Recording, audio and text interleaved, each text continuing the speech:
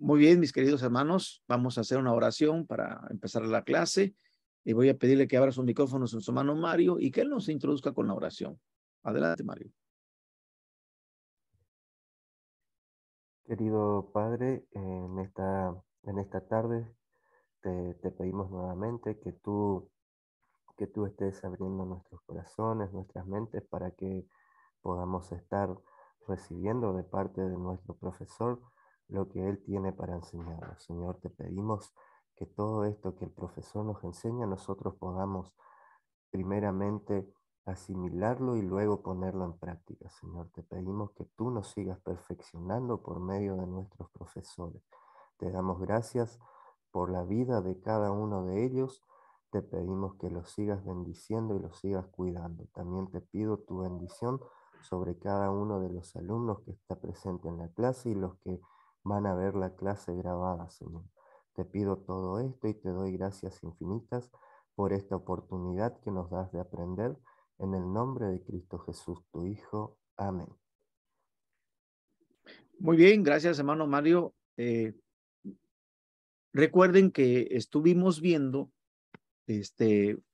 primero en la lección 6. Y en la lección 6 vimos cómo inicia la segunda parte del bosquejo, que es el Evangelio. Y de esta parte que vimos fue gracia y luego hombre. Y de gracia hay dos puntos que no se nos deben de olvidar. El primero es la vida eterna es un regalo.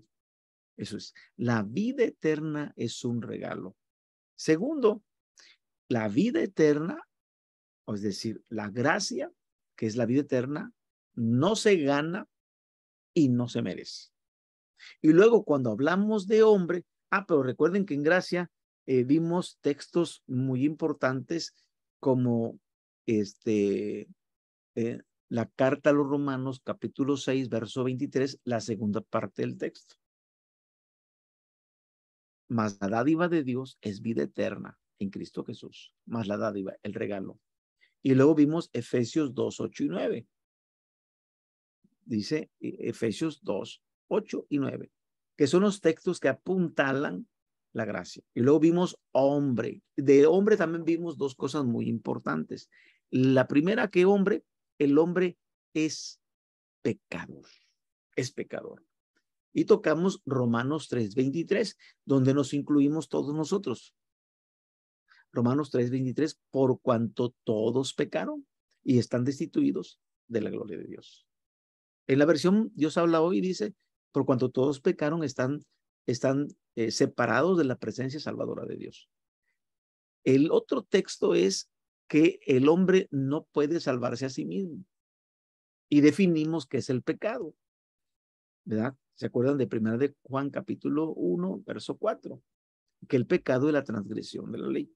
Entonces hablamos de que el hombre es pecador y no puede salvarse a sí mismo. Y luego nos quedamos, antes que estamos ya prácticamente por terminar esta parte, de Dios. Vimos gracia, vimos hombre y ahora Dios. Y entonces entramos a la unidad número 7. Y la unidad número 7 es Evangelio, Dios y Cristo. Los otros dos puntos de los 5, recuerden que son 5 puntos. Gracia, hombre, Dios, Cristo y fe. Y entonces estábamos exactamente en el cuadernillo, estábamos viendo acerca de Dios. Y voy a poner la presentación para que vean dónde nos quedamos.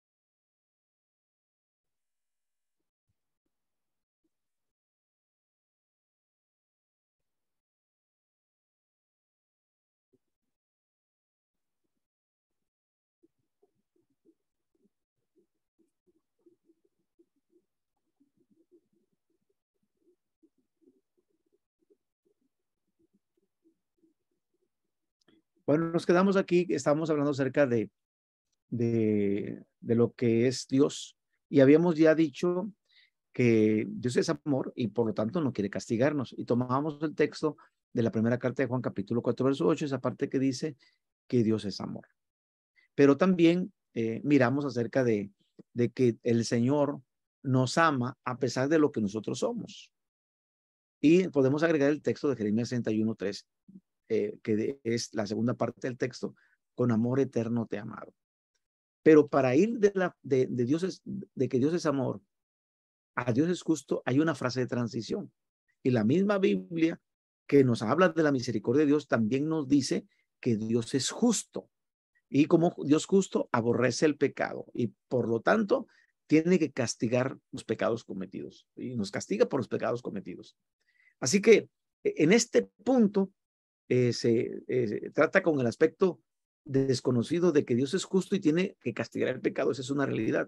La escritura entonces que se utiliza aquí es la de Éxodo 34:7, segunda parte, y que de ningún modo tendrá por inocente al malvado, que visita la iniquidad de los padres sobre los hijos y sobre los hijos hasta la tercera y cuarta generación. Es decir, que el que se la debe, se la paga. Y aquí habla acerca del pecado. Entonces tenemos, cuando hablamos de gracia, hay dos puntos importantes. Cuando hablamos del hombre, hay dos puntos importantes. Y cuando hablamos de Dios, hay dos puntos importantes. Dios es amor, pero también Dios es justo. Y hay una frase de transición para ir de nuestro Padre Dios a su Hijo Jesucristo. Y entonces la frase de transición que se usa aquí es: Dios resolvió este aparente dilema en la persona de Jesucristo. Y lo voy a plantear de esta manera, que aunque no viene en el cuaderno, les voy a poner así de una manera muy sencilla. Miren, hagan en cuenta que cuando Dios hace al hombre, y lo vemos en Génesis capítulo 2, verso 26, perdón, capítulo 1, verso 26 de Génesis, donde dice: y dijo Dios, hagamos al hombre conforme a nuestra imagen y a nuestra semejanza. Y lo hizo. Ahora, si Dios hizo al ser humano conforme a su imagen y semejanza, la pregunta es: ¿perfecto o imperfecto? ¿Cómo lo hizo? Y la respuesta es: hizo al hombre perfecto. Entonces, este hombre perfecto se le indicó que fuera obediente al único mandato que tenía. El único mandato que tenía era de no comer del huerto, perdón, del árbol que estaba en medio del huerto. De todos los árboles podía comer menos del que estaba en medio del huerto, que era el árbol del bien y del mal. Y le dijo Dios: el día que comas ciertamente morirás. Génesis capítulo 2, verso 17. Pero en Génesis capítulo 3 aparece en escena Satanás en forma de serpiente antigua y habla con la mujer y le dice, le hace una mentira y una verdad.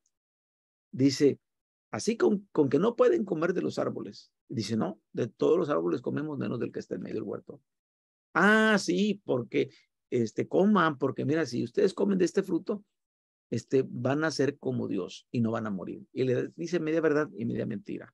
Sí van a ser como Dios, porque el mismo capítulo 3 nos dice que son sacados del huerto porque ya son como Dios, conociendo el bien y el mal.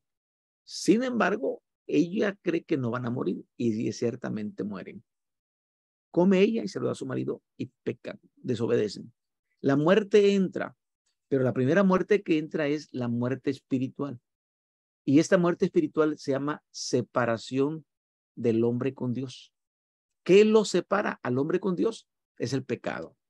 ¿Qué dice Isaías capítulo 59, verso 2? Vuestros pecados y vuestras iniquidades han hecho separación entre vosotros y Dios. Eso lo dice Isaías 59, 2. Entonces, el pecado se convierte en una separación de Dios y el hombre. Cuando quiso Dios visitar al hombre, el hombre se escondió. Y dice: ¿dónde estás? ¿Dónde estás? Y dice: me escondí porque tuve miedo. Y porque estaba desnudo. ¿Quién te dijo? Entonces empieza el diálogo, pero el hombre, en lugar de un arrepentimiento, se encrudece más su vida de pecado. Y el pecado lo separa.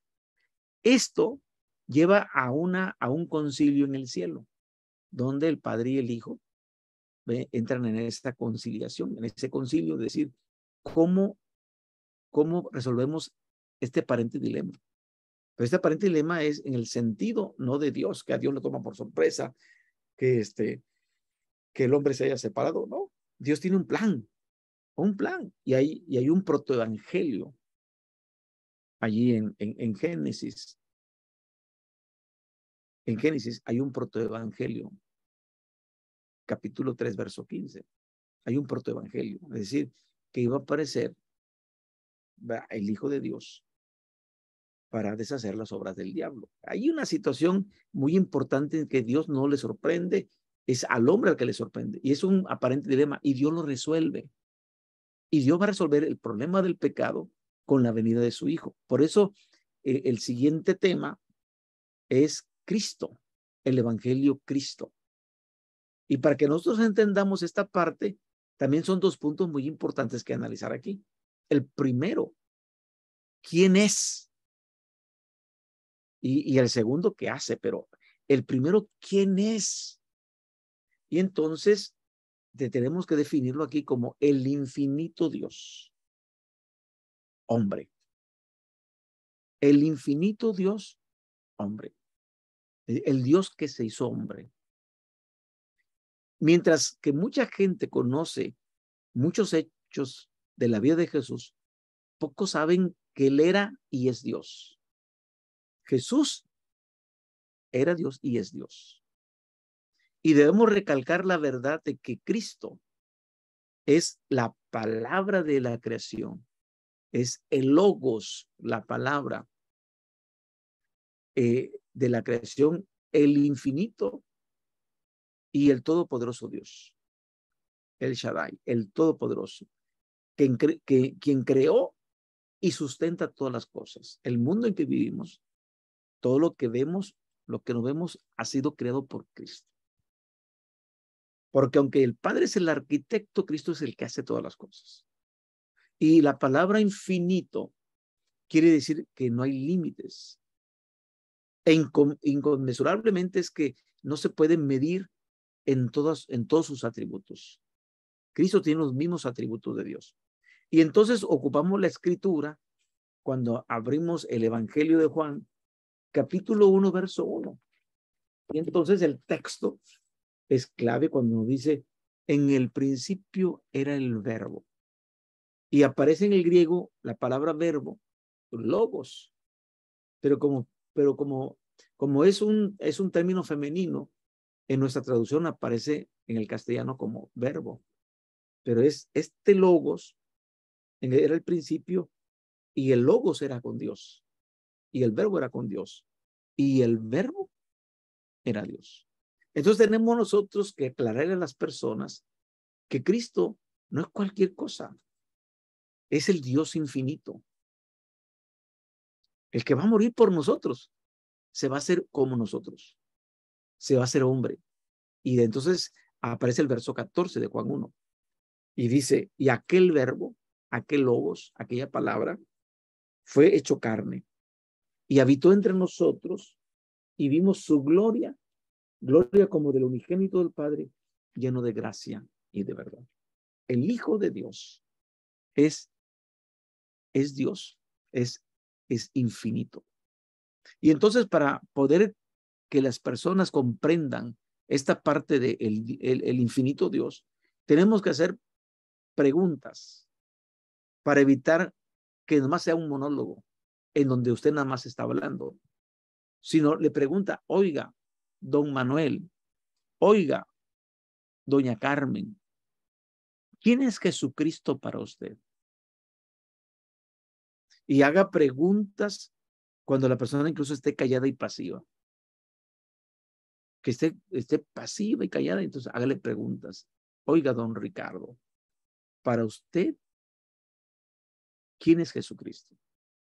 Pero si es una persona que es muy conversadora y que le va a quitar la plática y que le va a quitar la dirección del tema, no haga preguntas a ese tipo de personas. Agregue a su respuesta siempre un comentario positivo. Me da mucho gusto que piense así. Qué bueno que piensa que Jesucristo es el Dios vivo. Qué bueno que piensa que Jesucristo es el Hijo de Dios. Qué bueno que piensa que Jesucristo es Dios.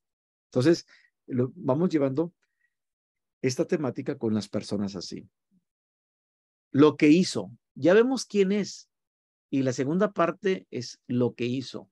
Murió en la cruz y resucitó para pagar por nuestros pecados y nos compró un lugar en el reino, el cual nos ofrece gratuitamente.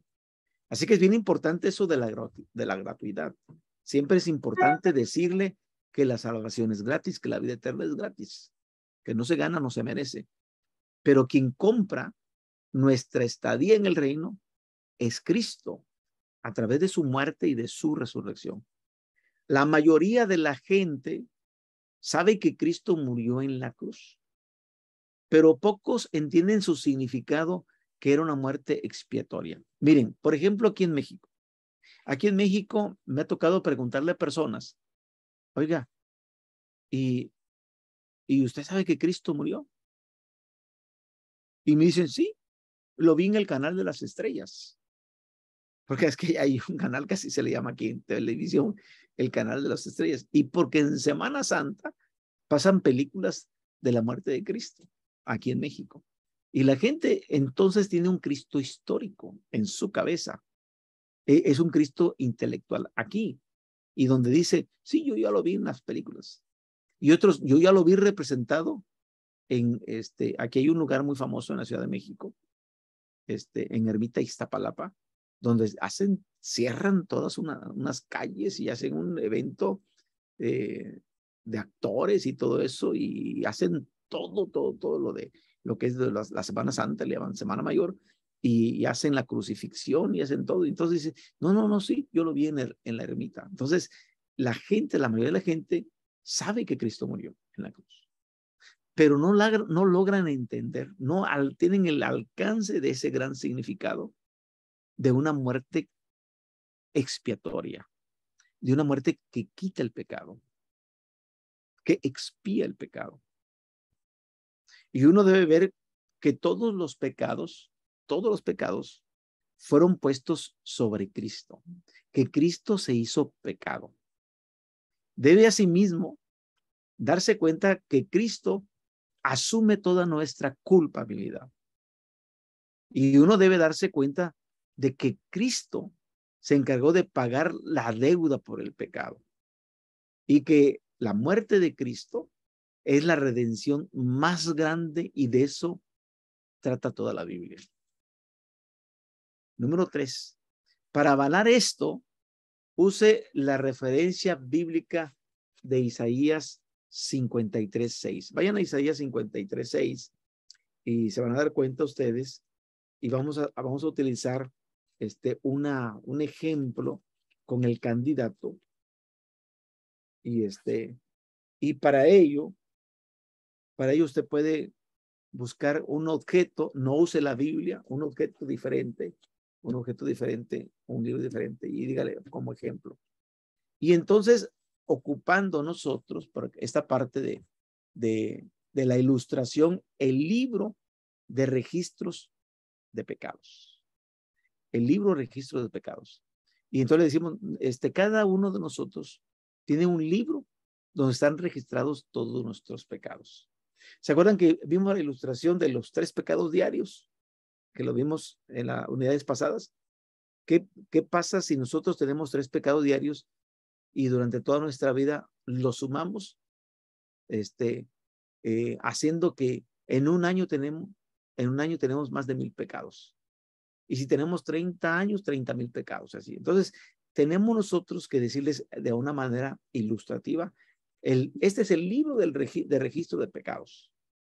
Y entonces ocupamos de manera tal que decimos, todos nosotros nos descarriamos como ovejas. Cada uno se apartó por su camino, mas Jehová cargó en él el pecado de todos nosotros. Y entonces vamos a ocupar esta ilustración, porque con esta ilustración vamos a poner los puntos de importancia cuando se usa esta ilustración. Personalice, haciendo del libro un registro de su vida. Esta es mi vida. Y aquí aquí voy a pasar de esta mano a esta otra mis pecados. Este libro de pecados, de registro de pecados, lo voy a transferir de esta mano a esta para que la persona vea, mire, aquí está Cristo, aquí estoy yo. Y entonces mis pecados pasan a esta mano. Y aquí es bien importante hacer este tipo de transferencia, y mientras nosotros lo hacemos de una mano a otra, mantenga los ojos sobre el libro. Es decir, si este es el libro, voy a poner mi atención del libro, pasándolo de una mano a otra. De esa manera yo le ilustro al candidato. Hable del significado de la palabra griega tetelestai. Tetelestai. Y tetelestai significa en griego consumado es. Pero tetelestai, esta palabra se ocupaba para las transacciones comerciales. Cuando las personas tenían una deuda y entonces cubrían toda la deuda de esa transacción comercial, iban y decían, tetelestai, mi deuda ha sido cancelada, ya la pagué completamente. Entonces, cuando Cristo está sobre la cruz, dice esta frase, perdón, dice esta palabra, tetelestai, consumado es, para designar que nuestra deuda ha sido pagada. Así que hay que hablar del significado de esta palabra griega, pero tampoco pretenda ser un experto de griego, ni tampoco se sienta más que los demás. Pero también no deje a Cristo muerto sobre la cruz o en la tumba. Y puede usted decir, a Cristo estuvo en la tumba de acuerdo a lo que él menciona en el Evangelio de Mateo. Y entonces miramos nosotros que Cristo, ¿cómo le dice a aquellos fariseos que demandan señal? Señal no les va a ser dada más que la señal de Jonás profeta. Así como Jonás estuvo en el vientre de gran pez 3 días y 3 noches, así estará el Hijo del Hombre en el corazón de la tierra 3 días y 3 noches. Y entonces tenemos nosotros que hablarle de que la tumba va a quedar vacía después de 72 horas. ¿Y quién es el que recibe este regalo? ¿Cómo podemos recibir este regalo de recibir la vida eterna? Porque Cristo Jesús, para eso vino a morir. Para eso vino a estar sepultado y para eso vino a resucitar, para que nosotros, creyendo en él, tengamos vida eterna. Entonces viene la pregunta en el punto 5, ¿quién recibe este regalo? Y entonces tenemos que decir, nosotros. Y la otra pregunta que es importante, ¿y ahora cómo puedo recibirlo? Y entonces nos va a llevar a la siguiente frase de transición, al siguiente punto que es el último. Este regalo, don Ricardo, este regalo, don Mario, solo se recibe por fe. Este regalo solo se recibe por fe. Entonces recuerden que ya hablé de gracia, hombre, Dios, Cristo, y ahora voy a hablar de la fe. Voy a hablar de la fe. Muy bien, este es el punto que nos quedó pendiente en la clase del martes pasado. Aquí nos faltaba terminar esta parte de la clase de la unidad número 7. Muy bien, entonces vamos a la guía de estudio. Vayan a la hoja de la guía de estudio. ¿Están en la guía de estudio, Ramos? En la primera pregunta, dice que tenemos que escribir en esas 3 rayitas la frase de transición que relaciona a hombre con Dios. Recuerde cómo hay una frase de transición que relaciona gracia con hombre, una frase de transición que relaciona hombre con Dios, una frase de transición que relaciona Dios con Cristo, una frase de transición que relaciona Cristo con fe. Entonces, en cada punto de los 5 va una frase de transición que hay que aprendernos. Y entonces hay que escribirla, la frase de transición entre hombre a Dios. Y entonces, la frase de transición es esta. Para entender esto, para entender esto, necesitamos considerar lo que Dios dice de sí mismo en la Biblia. Yo le decíamos al candidato, mire, para poder entender que el hombre es pecador y que no puede salvarse a sí mismo, entonces tenemos que entender esto. Necesitamos considerar lo que Dios dice de sí mismo en la Biblia. ¿Qué dice Dios con respecto a que el hombre es pecador y que no puede salvarse a sí mismo? Pregunta número 2. ¿Falso o verdadero? Actualmente, la mayoría de las herejías son causadas por conceptos equivocados en cuanto a la naturaleza del hombre. ¿Falso o verdadero?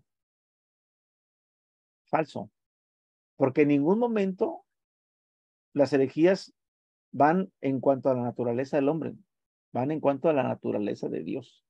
Por eso es falso. Es capciosa esta pregunta. Pregunta número 3.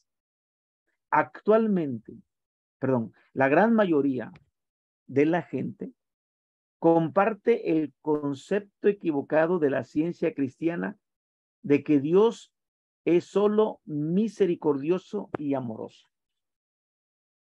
¿Falso o verdadero? Muy bien, verdadero, porque la mayoría de la gente no se quiere enfrentar a un Dios justo, nada más quieren enfrentarse a un Dios amoroso. Ah, Dios es amor y me la va a perdonar. Pero no, aprendemos que esos son falsos conceptos equivocados y que le corresponden a la ciencia cristiana, porque Dios también es justo. Muy bien, pregunta número 4. ¿Es la naturaleza de Dios que le da significado al concepto de la persona de Cristo y su obra redentora? ¿Falso o verdadero?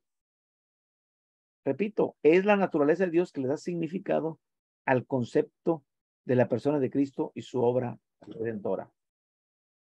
Verdadero, exacto, verdadero. Número 5. Escriba la frase de transición que le facilita el pasar de Dios a Cristo. Ahora, ¿saben por qué las guías de estudio nos están ayudando a que escribamos las frases de transición? Porque las frases de transición nos las tenemos que aprender de memoria para ir de un punto al otro. Y en este punto de pasar de Dios a Cristo es Dios resolvió este aparente dilema en la persona de Jesucristo. ¿Cuál es el aparente dilema? El aparente dilema es de, por un lado, Dios es amor y por otro lado, Dios es justo y va a hacer que las personas paguen su pecado. Y entonces, este aparente dilema es ¿quién lo va a resolver? No, ya Dios lo tiene resuelto. Es aparente dilema para nosotros, pero para Dios no, porque Dios no lo toma por sorpresa. Dios ya tiene un plan que está caminando. Y ese plan es Jesucristo para salvarnos. Número 6, falso o verdadero. La mayoría de la gente no sabe que Cristo es el infinito Dios hombre. Muy bien, es cierto, es verdadero. La mayoría de la gente no sabe. No se imagina de la grandeza que es Cristo. Que siendo Dios, se hizo verdadero hombre, se humanó. Pero es Dios, es Dios infinito. Es Dios con nosotros, es Emmanuel, Dios con nosotros. 7. La mayoría de la gente no sabe que Cristo murió para saldar la deuda por nuestros pecados. Muy bien, ¿verdad? La mayoría de la gente no sabe que Cristo murió para tetelestai, para saldar, para pagar nuestros pecados. 8. La ilustración del libro de registro de pecados demuestra lo que Cristo hizo por nosotros en la cruz. ¿Falso o verdadero? Muy bien, verdadero. Porque recuerden que pasamos con aquel y con aquella ilustración de Isaías capítulo 53, verso 6, de cómo todos nosotros nos descarriamos como ovejas. Y cómo Él tomó nuestros pecados. Y utilizamos esta ilustración. Y por último, antepenúltimo, número 9. La palabra tetelestai, que se encuentra en Juan 19:30, significa, ¿qué significa tetelestai? ¿Qué dijimos que significa? Consumado es. Eso significa. Consumado es. Y aparece allí en Juan 19:30. Y ustedes pueden buscarle en griego la parte histórica de por qué se usaba en el término comercial las deudas tetelestai. ¿Qué significa tetelestai? Pregunta número 10 y última. Cuando utiliza una ilustración visual, ejemplo, el libro de registro de pecados, es importante que el testigo ponga sus ojos en el entrevistado. ¿Falso o verdadero? Falso, porque los ojos los tenemos que poner en el libro, no en el entrevistado. Recuerden que pasamos el libro de una mano a otra. Decimos, aquí está Cristo y aquí estamos nosotros con todos nuestros pecados. Pero estos pecados pasan a Cristo, Él los toma, pero estamos mirando el libro, no estamos mirando a la persona. Así que terminamos esta parte de la unidad número 7. Número 7. Y vamos a pasar al último punto del Evangelio. Recuerden que tenemos nosotros en el bosquejo 4 puntos muy importantes. Introducción. Y cuando nosotros hablamos de la introducción, tenemos que aprendernos de qué trata la introducción a su vida secular, su vida religiosa, nuestra iglesia, testimonio iglesia yo personal. No conteste la segunda pregunta de diagnóstico. Transición. ¿Me permite hacerle una pregunta? Y luego vienen las dos preguntas de diagnóstico. ¿Ha llegado usted al convencimiento de su vida espiritual de que si muriera hoy iría al reino, iría al cielo? Primera de Juan 5:3. Y luego, otra vez la segunda pregunta. Suponga que muriera hoy y se presenta delante de Dios y Él le preguntara a usted, ¿por qué razón debo dejarte entrar al reino? ¿Qué le respondería a usted? Y luego dice, repetir y confirmar la respuesta. Y luego viene la transición. Cuando usted me contestó la primera pregunta, pensé que traía buenas noticias para usted. Pero cuando usted me contestó la segunda pregunta, entonces me di cuenta que yo traía las noticias más maravillosas que jamás usted había escuchado. Recuerden que sí lo tenemos que hacer con mucha efusión. Y de allí, esa transición nos lleva a evangelio. Evangelio. Y evangelio son 5 puntos. Gracia, hombre, Dios, Cristo y fe. Y de evangelio hemos visto la gracia, no la gano y no la merezco. El hombre es pecador y no puede salvarse a sí mismo.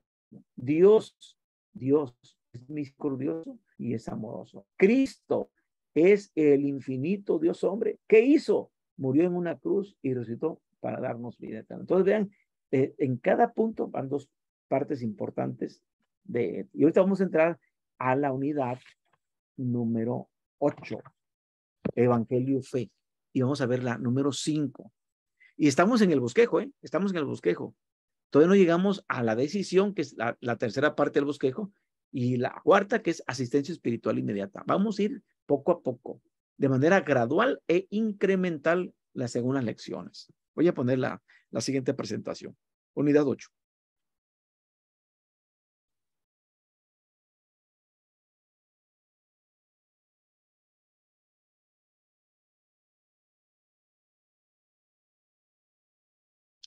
Muy bien, entonces estamos en la unidad 8 y evangelio, el punto se llama fe. Fe. Y de fe, bueno, aquí viene la hoja de tareas como en todas las unidades, las lecturas del libro de texto, la guía que contestamos al final de la unidad, vienen las tarjetas de memorización, la ilustración, la llave para el reino, que la vamos a poner ahorita en un momento, la tarjeta 14, la ilustración, mero conocimiento y fe temporal, que también vamos a hablar, la tarjeta número 15, que es la ilustración de la silla. Estamos de manera virtual y va a ser un poquito complicado dar esta ilustración, pero lo vamos a intentar. Siempre lo hacemos de manera presencial y lo hacemos que el alumno se siente en la silla. Pero aquí pues estamos todos sentados yo en mi escritorio y ustedes en el suyo y va a ser un poquito complicado. Luego viene la tarjeta número 16, que también es la ilustración Mano del Mendigo y Gratitud. Recuerden, las ilustraciones las van a encontrar muy ampliadas en el libro de texto, que ustedes ya tienen en PDF.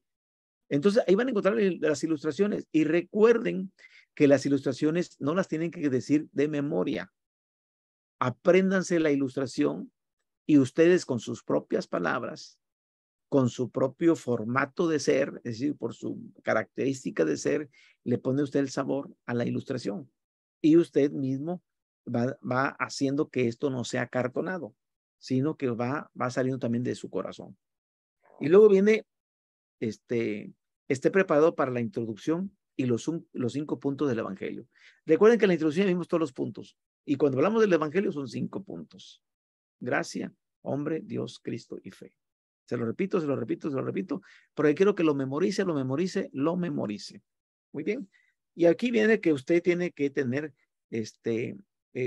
contacto con sus compañeros de oración, sus 2 compañeros de oración. Cada uno tiene que tener 2 compañeros. Hacen un equipo de 3 compañeros de oración. Recite a otra persona el bosquejo de la unidad 8, el bosquejo que viene allí en su cuadernillo de trabajo. Complete el cuadro de tiempo de estudio, cuánto le invierte cada semana para estudiar esta unidad. Y luego viene, complete la hoja de progreso.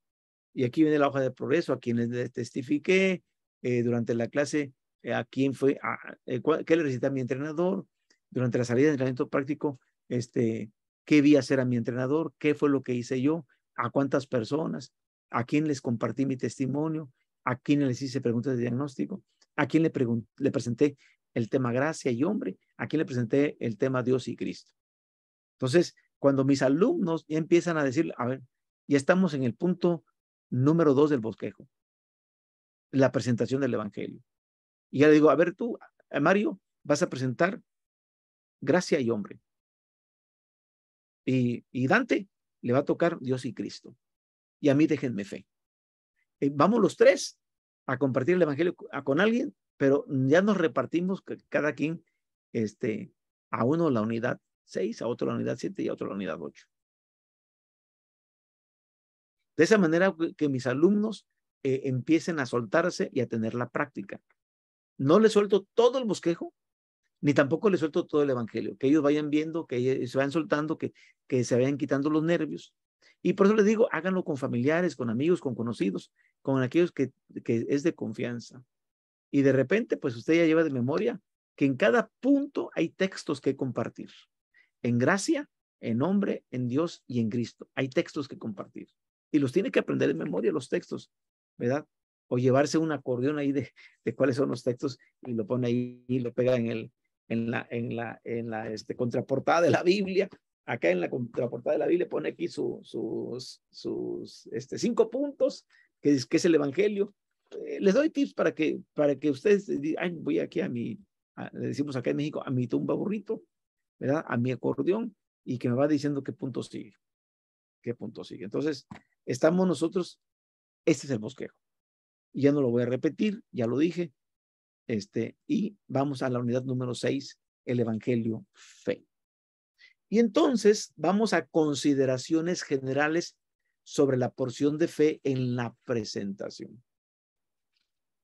Quiero decirles que este punto de Evangelio, el tema de la fe, es crucial. ¿Por qué es crucial? Porque este es el punto donde la persona se apropia del regalo de la vida eterna. ¿Lo recibe o no lo recibe? ¿Se apropia o no se apropia? Porque ya que existen muchos conceptos falsos sobre la fe salvadora, nosotros debemos de presentar la verdad bíblica muy cuidadosamente acerca de la fe. Porque de la fe la gente está confundida. Y nosotros tenemos que aclararles con la Biblia lo que es fe salvadora. Y usted va a decir, hermano Richard, ¿a poco hay diferentes tipos de fe? Y yo les voy a decir, sí, hasta fe diabólica. Y lo vamos a ver. Entonces, tenemos nosotros que apuntalar esto bien claro con el candidato. Tiene que quedar bien claro lo de gracia, lo de hombre, lo de Dios, lo de Cristo, pero esto es importante, lo de fe. Y entonces vamos a irnos a la fe que salva. Es la fe que salva, escuche bien, es la llave para abrir la puerta del reino de Dios. Si quiere entrar al reino de Dios, la fe es la llave. Si no tiene la llave correcta, lástima, pero no va a poder entrar al reino de Dios. Y entonces, por favor, cuando vayan a hacer esta presentación, lleven siempre un llavero con muchas llaves para la ilustración. Y yo le digo al candidato, ¿ve usted que tengo un llavero aquí? Sí. ¿Y ve que tengo muchas llaves? Sí. Pero quiero decirle que aunque aquí hay muchas llaves, solo una llave abre la puerta de mi casa. Si usted no atina correctamente a la llave, usted no entra a mi casa. Porque solamente una llave es la que abre la puerta de mi casa. Y aquí puedo traer la llave del consultorio, la llave no sé, de la iglesia, si soy el pastor, la llave del auto. Pero para que entre a mi casa, solamente hay una llave que abre la puerta. Y con esta ilustración, le digo a la persona, si usted no tiene la llave correcta, que es la fe, no puede usted entrar al reino de Dios. ¿Les queda claro, Dante? ¿Les queda claro, Mario? ¿Les queda claro la ilustración?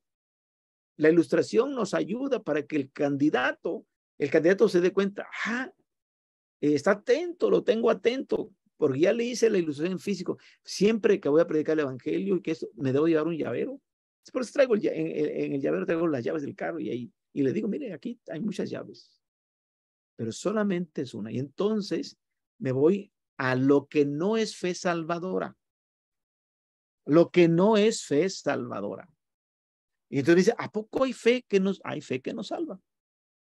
Y le voy a explicar. Número 1, el mero entendimiento intelectual de ciertos hechos históricos. Y le digo, algunas personas creen en Jesucristo de la misma manera que creen en George Washington, Miguel Hidalgo, Simón Bolívar, Benito Juárez. ¿Quién fue para allá, para el sur? José Martín. ¿Quién fue libertador? Y tienen allí un personaje, Simón Bolívar, no sé. Entonces, San Martín. San Martín. ¿Cómo? San Martín. San Martín, sí, cierto. Entonces, la gente sí tiene referencia porque cree en un personaje histórico. De esa manera creen en Jesucristo, en un personaje histórico. Estaba yo en Chihuahua, es un departamento acá en México, un estado muy grande, pegado a Estados Unidos. Y le decía yo a una jovencita de 17 años, le digo, ¿usted cree en Pedro Infante? Y aquí en México Pedro Infante era un artista famoso de los antiguos, de la época de oro. Y dice, sí, yo he visto sus películas y he cantado sus canciones. Le digo, ¿cómo usted cree en él? Si cuando yo nacía él moría. Y usted tiene 17 años. Sí, porque he visto sus películas, conozco sus canciones. Y le digo, de esa misma manera, la gente cree en Cristo. Porque lo vio en el Canal de las Estrellas. Porque lo vio en una película de un cineasta muy famoso. Y entonces tienen un entendimiento intelectual de hechos históricos. Y le digo, oiga, usted sabe que también el diablo cree. Yo, ¿a poco? Sí, el diablo cree en Cristo. El diablo cree en Dios. No lo puedo creer. Le digo, sí.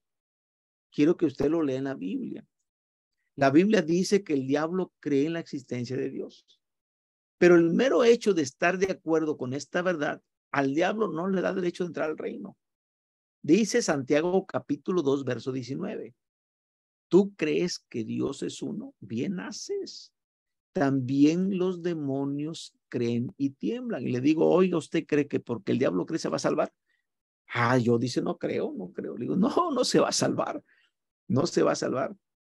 Y entonces, esta es la parte que decimos tarjeta 14, explicarle a las personas que el que tú tengas el conocimiento. Aquí tengo por la calle, hermanos, pasan vendiendo en canasto todos los días, temprano y tarde y noche. Acá le llaman bolillo. En Guatemala le llaman pirujos. En otros pan francés, en otros, bueno, es diferente. Pero aquí es muy tradicional tomar el bolillo con café, hacerse una torta de bolillo y es bolillo de horno y y el pan y el bolillero, así le llamamos al que vende el bolillo o el pan. Mario se llama, es mi vendedor que pasa aquí todos los días vendiendo el pan. Le digo, Mario, ¿crees en Dios? Y me dice, doctor, claro que creo en Dios. Y le dije, mire, todo el mundo, ni que estuviera loco o tonto. Sí, ellos dicen creen en Dios. Pero por ciertos hechos históricos nada más. Por otro lado, como punto número 2, existe la fe temporal. Aquella fe temporal que nos acerca a Dios en momentos de crisis, en momentos de necesidad. Y esta es una fe por un tiempo corto. Y podemos ilustrarlo de la siguiente manera. Decimos, van a operar a mi hija. Y le pedimos a Dios, y le pedimos todos a Dios, y ustedes me ayudaron a orar para que mi hija saliera bien de la cirugía. Pero no es una fe que salve a mi hija de la vida, para la vida eterna. Es una fe temporal. O voy a ir a Chicago, voy a volar a Chicago y voy a ir y regresar. Y voy a pedirle a Dios por mi viaje, que me llegue con bien y regrese con bien. Esa fe no salva a nadie. Y yo creo que me va a llevar y me va a traer. O que me saque de un problema económico, es que el banco me está correteando, está persiguiéndome porque tengo deuda. Señor, que esta deuda ya se acabe y le pido a Dios que ya la resuelva, que se me quiten los intereses, que me pueda arreglar con el banco, etcétera. Y es una fe que buscamos a Dios por problemas financieros, económicos. O el riesgo, dijimos, de un accidente en un viaje. La fe del viajero, la fe financiera, la fe sanadora. Pero esa fe no salva a nadie. Es una fe temporal. Incluso conozco personas que dicen, estaba escuchando ya una persona que dice, hermano, le dije, mire, su hermana ya la invité, ya hablé con ella, no quiere nada de Dios. Le invité a que se conecte conmigo por Zoom, en WhatsApp. Dice, hermano, pero ahorita que mi mamá está enferma, dice que acaba de hacer una promesa, que si sana a mi mamá, que ella se va a acercar a Dios. Digo, sí, es una fe temporal. Las personas sanan, las personas resuelven sus problemas financieros, pero no se acercan a Dios. Dios les ayuda, salen de su problemática, pero no salva a nadie. No salva a nadie. Todos estos tipos de fe que ya vimos tienen algo en común. Son temporales. ¿Esta clase de fe es buena? Sí, es buena. Yo no digo que no, pero no salva a nadie. Y entonces podemos poner la ilustración de la fe temporal. Y entonces podemos utilizar poner en una silla mi cartera, mi móvil, mi celular, mi teléfono, mi móvil, poner ahí en la silla las llaves de mi casa, las llaves del carro, y en otra silla a Cristo. Y decirle, Cristo, resuelve mi problema financiero, resuelve mi problema de casa, etcétera. Y esta fe es buena. Y le pido, pero no está salvando a nadie. Y lo hacemos de una manera ilustrativa. Ahora sí vamos a hablar de lo que sí es la fe que salva. De la fe que trata el punto número 5 de la fe, que es confiar y recibir a Jesucristo como el único Salvador para recibir el regalo de la vida eterna. El regalo de la vida eterna. En el versículo bíblico para esta verdad es la pregunta que hizo el carcelero de Filipos a Pablo y a Silas. ¿Qué haré para ser salvo? Esa fue la pregunta. ¿Qué haré para ser salvo? Y ellos le contestaron: cree en el Señor Jesucristo y serás salvo tú y tu casa. Cree, confía, confía. Entonces, creer significa tener confianza en el Señor Jesucristo para ser salvo. Y entonces aquí, en esta fe que salva, tenemos que apuntar tres elementos importantes. Tres elementos importantes para la fe que salva. El primero es conocimiento. Conocer los hechos. ¿Por qué es que Cristo salva? Conocer los hechos. ¿Por qué vino? ¿Por qué murió? ¿Por qué resucitó? Conocer todos los hechos. Este Cristo que muere, este mismo Cristo que resucita, está a la diestra del Padre. Y este mismo Cristo dice que si tú confías en Él, tienes vida eterna. Tienes. Y entonces del conocimiento tiene que pasar el candidato al consentimiento. Y el consentimiento ya no tiene que ver con conocer los hechos. El consentimiento tiene que ver con estar de acuerdo con los hechos. Estar de acuerdo. Estar de acuerdo con la verdad bíblica. Y tercero, confianza. El tercero, confianza, implica el factor de una esperanza firme, donde no solamente conozco los hechos, no solamente estoy de acuerdo con los hechos, sino que tengo una esperanza firme de fe por estos hechos, por lo que ocurrió en la cruz, por lo que ocurrió en el Calvario por mí, por lo que ocurrió en la tumba, por lo que Él está en el cielo, porque yo creo en el Cristo vivo. Por eso no dejamos a Cristo ni en la tumba ni en la cruz. No está muerto ni está enterrado. El Cristo está vivo. El Hijo de Dios está vivo. Y esa es una esperanza firme. Repito, conocimiento, consentimiento y confianza. Es lo que hay que trabajar con las personas para que tengan una fe que salve. Una fe que salve. Y entonces vamos a la ilustración de la silla. Y entonces nos ponemos nosotros con una silla vacía. Una silla vacía, le pedimos al casero, al que le estamos compartiendo el evangelio: ¿me puede prestar una silla? Y la dejamos ahí vacía. Y luego le decimos: imagínese, bueno, esta silla, ¿usted cree que esta silla, si yo me siento, me puede sostener? Sí lo puede sostener. ¿Y usted cree que lo puede sostener a usted? Sí. Ok, ahora si esta silla vacía, imaginamos que está Cristo sentado. Y usted está sentado acá. Y yo le digo, ponga toda su confianza en Cristo que está acá. ¿Usted sería capaz de abandonar su silla y sentarse en la silla donde está Cristo y depositar toda su confianza?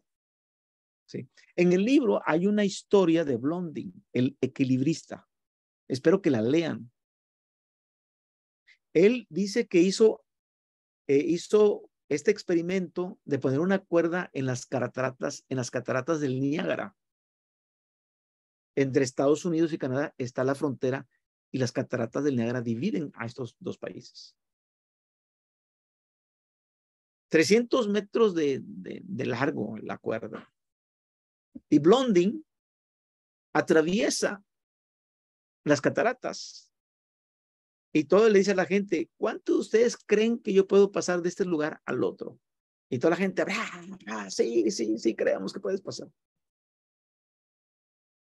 Y hace un segundo intento y se pone una silla encima. ¿Cuántos creen que puedo pasar con la silla aquí encima, de este lado a este lado? Y toda la gente: sí, creemos. Y al tercer intento le dice, ¿cuántos quieren subirse a la silla y que se pasen conmigo de este lado al otro extremo? Y nadie se quiso subir. Entonces, confiar implica, hay que subirse a la silla, pero ¿dónde está Cristo? Confiar que en Cristo nuestros pecados son perdonados. Confiar, depositar toda nuestra vida a ojos cerrados de que en Cristo está nuestra vida completa, perdonada. Y entonces cuando ponemos la ilustración de la silla, usamos los 3 pasos siguientes para hablar sobre la silla. ¿Usted cree, por supuesto, que esta silla existe, verdad? Aquí está, es real la silla que está enfrente a usted. Sí, sí, la estoy viendo. ¿Cree usted que me puede sostener? Y sí, sí, sí. Así sí me sostiene a mí. ¿Por qué cree que la silla no me está sosteniendo ahora mismo? Y la persona dice, porque usted no se ha sentado ahí. Y entonces tenemos que hacer esa aplicación ilustrándole, ahí está Cristo. ¿Por qué usted no es salvo? Porque usted todavía no ha puesto su confianza en él, porque usted todavía no se deposita en él. Y entonces la persona entiende con el ejemplo de la silla. No sé si me siguen, hermanos, con esta ilustración. Y cuando yo lo hago así con la gente, inmediatamente entiende lo que significa a ojos cerrados poner nuestra fe en el Hijo de Dios. Y luego les pongo la siguiente ilustración de mano del mendigo y gratitud. Y también eso está en el libro de texto, que por ahí lo tienen. Lean las ilustraciones. Porque antes de dejar el punto de la fe, es importante explicar el papel de las buenas obras y la razón de vivir una vida santa. Por eso en la mano puede tener usted un lápiz, una pluma, un lápiz y una pluma, y hágalo. Lleve una pluma para regalar, un lápiz para regalar, algo para regalarle al candidato. Y entonces le dice, a ver, la mano del mendigo es aquel que no tiene nada. Y la ilustración es de que de esta mano le paso esto. Y al tomarlo, usted lo obtiene como un regalo. ¿Qué hizo? Si usted es un mendigo, no tiene nada, pero obtuvo lo mejor, la vida eterna. Entonces le digo, oiga, la pluma es para usted, quédese con ella. Es un regalo para usted. Pero quiero ejemplificarle que así es la vida eterna. No la gano, no la merezco. Es la ilustración de la mano del mendigo. Para que nosotros le expliquemos que la fe es importante para detallar claramente que el papel de las buenas obras y la razón de vivir una vida santa tienen una razón de fe, tienen una razón de ser en otro tiempo. Porque aquí el punto no son las obras ni la vida de santidad. Aquí el punto es explicar el papel de la fe, que es importante. Y entonces, como punto número 2, habiendo dicho anteriormente que la vida eterna no se gana con guardar los mandamientos, entonces ahora sí necesitamos decirle a la persona para qué se guardan los mandamientos. ¿Para qué guardo el sábado? ¿Para qué guardo los otros 9 mandamientos? ¿Para qué guardamos los 10 mandamientos? ¿Se acuerdan que al principio les dije, los mandamientos no salvan? Pero los mandamientos sí son para salvos, para los que son salvos.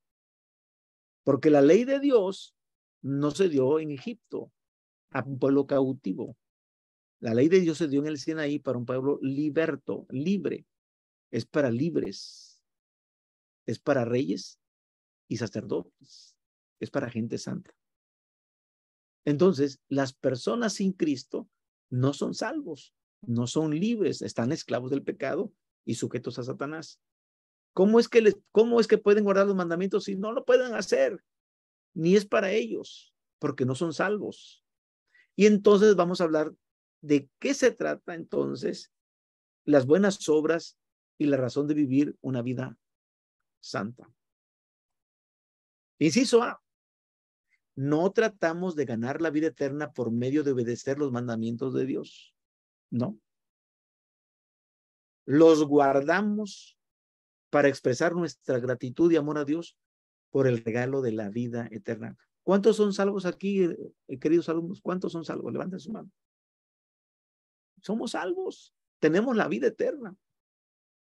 Pero los mandamientos los guardamos porque es una respuesta que le damos a Dios de manera amorosa.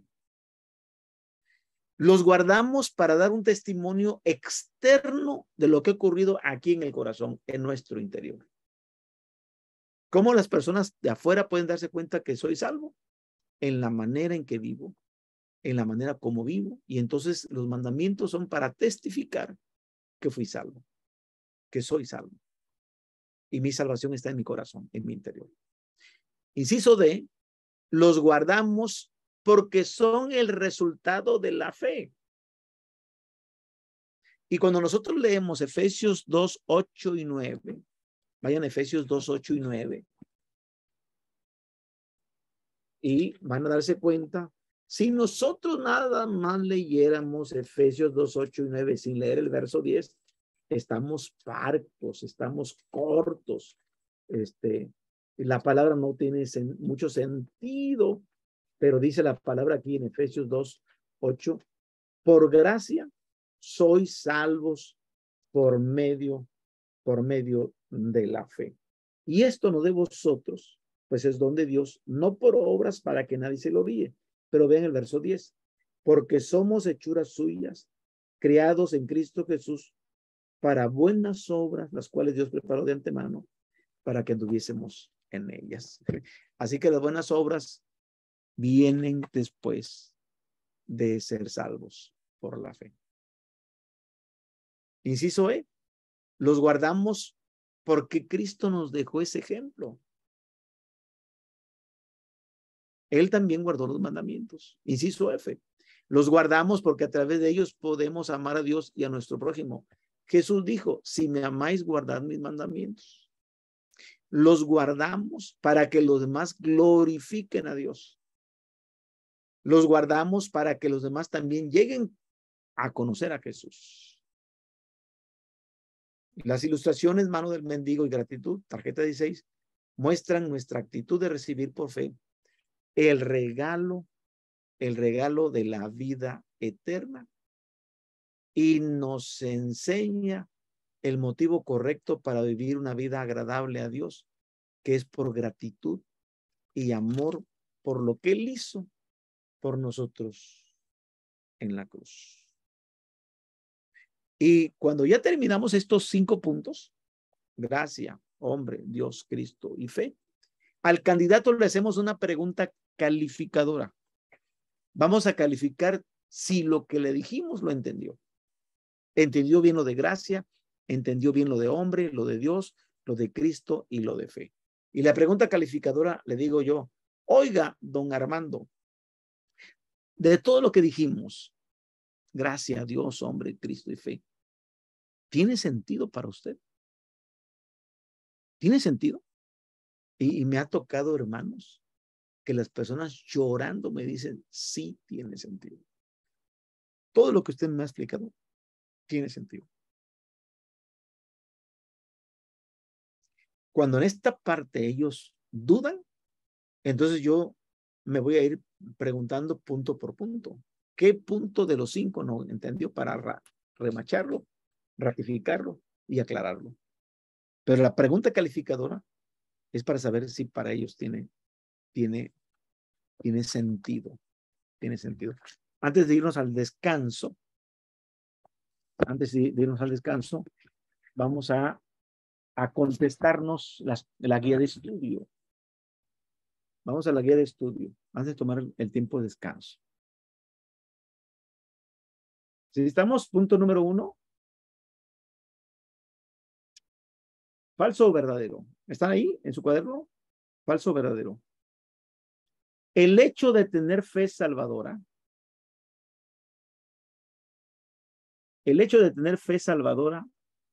es el punto decisivo en la apropiación personal de la vida eterna. ¿Falso o verdadero? Verdadero. Acuérdense que es el punto que ese no se nos debe escapar para que ellos se apropien de manera personal de la vida eterna. Número 2. Muchas personas saben todas las doctrinas de la fe cristiana, pero no tienen vida eterna a causa de un concepto equivocado de la fe salvadora. ¿Falso o verdadero? Muy bien, verdadero. O sea, a veces la gente sabe de la oración, de la iglesia, hasta del bautismo, saben de muchas cosas, pero en donde están perdidos es que no tienen el concepto claro de lo que es la fe salvadora. Recuerden que hay fe intelectual, hay fe temporal y hay una fe que salva. Entonces son 3 puntos que vimos. Muy bien. ¿Cuáles son, número 3, los 3 elementos de la fe salvadora? ¿Cuáles son esos 3 elementos de la fe salvadora? Punto número 1. Dijimos conocimiento. ¿Qué es? Conocer todos los hechos. Punto número 2. Consentimiento. Anótele, consentimiento. Estar de acuerdo de todos los hechos. Y punto número 3, confianza. Es el factor de una esperanza firme. El factor de una esperanza firme. Pregunta número 4. ¿Falso o verdadero? Cuando usamos el término entendimiento intelectual, estamos hablando de la fe que tenemos para las necesidades físicas de la vida. ¿Falso o verdadero? Falso, falso. Porque la fe intelectual no tiene que ver con necesidades físicas de la vida, como es la salud, el viaje, las enfermedades, etcétera, etcétera. No, no. Punto número 5. Cuando usamos el término fe temporal, estamos hablando de dar consentimiento a los hechos sobre Cristo. ¿Falso o verdadero? Falso, falso, falso, falso, porque este es un punto número 2 de la fe que salva, el consentimiento. Acuérdense que dijimos conocimiento, consentimiento y confianza, los 3 puntos. Muy bien. Están bien listos, como alumnos, me da mucho gusto. La vida, punto 6, la vida eterna se obtiene personalmente cuando se sabe que Jesús realmente vivió.